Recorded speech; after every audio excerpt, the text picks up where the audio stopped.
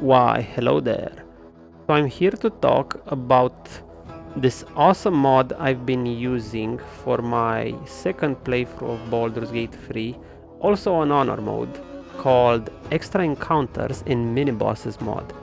Now what it does is basically in the title, adds extra encounters and some mini-bosses throughout the game. Whether it's good or not is largely a question of how well it's balanced and how these encounters are integrated into the game.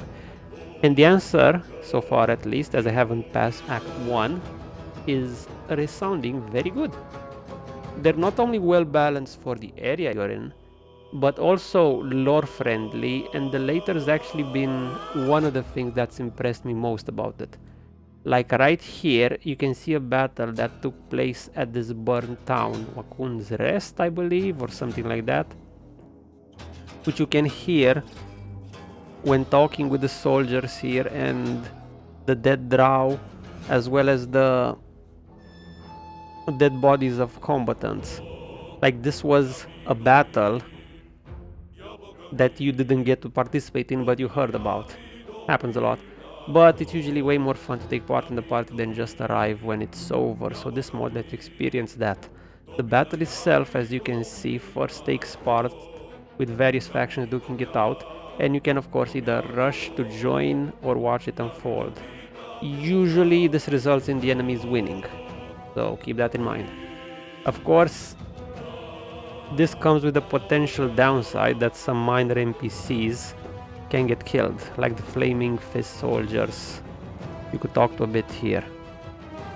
Like here, I was debating on whether I want to let the Flaming Fist weaken the attackers and I'll just fight them here, where I can get them at the entrance in a favorable spot for me, or just go in, maybe try to keep them alive, you know. Now, I kind of failed the later, but I could have succeeded if I rushed in and maybe try to heal them, put some attention on my party instead, but you know, can't have them all.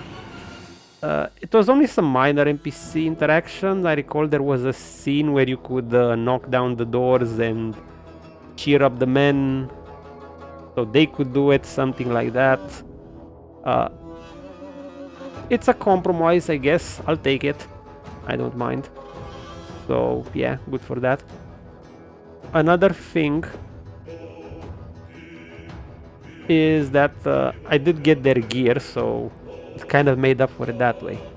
The battle in particular, challenge-wise, as you can see, it has this really beefy ogre that I think was the beefiest ogres I saw throughout Act 1. Beefier than Lum the Enlightened or any of the ones in the Goblin camp. And there's also these drow shooting from the rooftops that for some reason have extra attack at level 4. They should have it at level 5 usually, but oh well. So it's absolutely not a walk in the park, and if you'd be on your own against this, it might have been the hardest battle in Act 1 because they also have a good position on you, unless you spot them first. But in this case you do have allies and they help a shit ton. Or maybe I should say you're the ally that has to assist the Flaming Fist in their fight. So the mod definitely gets points for balance challenge in a lore friendly way. Now the mini bosses themselves are fun and also balanced for the area you might be in. And they do also have legendary actions, though I'm not sure whether it's because I'm on honor mode or do they have these in general. So far I've encountered 2, and I'd say they can be about as hard as some of the local bosses. Like I saw some devil in the swamp that could have been about Auntie Ethel's levels of strong, or maybe even stronger stat wise. However, I did get the surprise on her because, you know, they won't have a cutscene, they won't have voice lines. So if you start the battle on your terms in all of Larian's games, basically from Baldur's Gate 3 to Divinity Original Sin 1 and 2, that's a major advantage for you. You can set up the position, you can set up however many boxes or ground effects, or just getting the surprise on them makes them skip a turn and you can go ham on them that turn. so it's a huge advantage. Now, where you get this mod, simple, from the in-game mod manager, very convenient. I believe they'll often show up right on the front page because it's pretty popular. I've also paired it with two other mods. One is more enemies mods, which adds about 20% more enemies, or so it says. Wasn't necessary, but I thought, hey, why not? And an XP mod, or more like an XP reduction mod.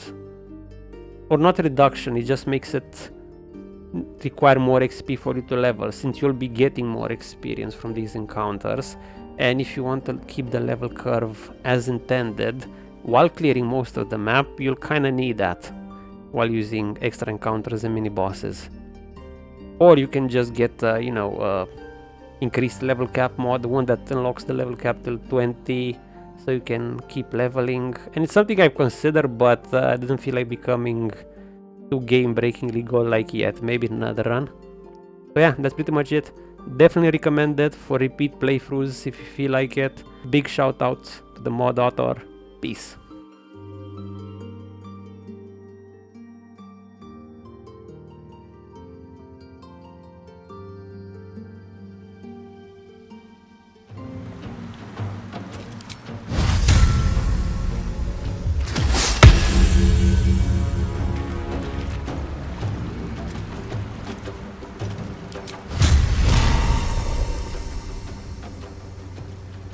May the gods take you first.